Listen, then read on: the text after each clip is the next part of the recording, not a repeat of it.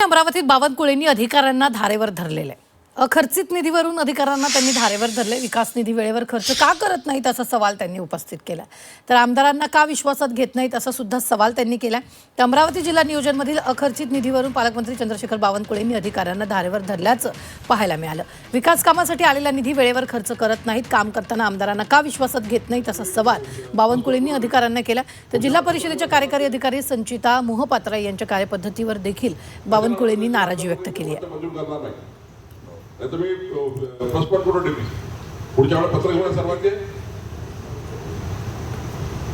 कशाला वाटत आहे आमदार लोक इथे वरच्या मंजूर करणार नाही तुम्ही पासपोर्ट करून ठेवी पुढच्या वेळेला पत्र घेऊन सर्वांचे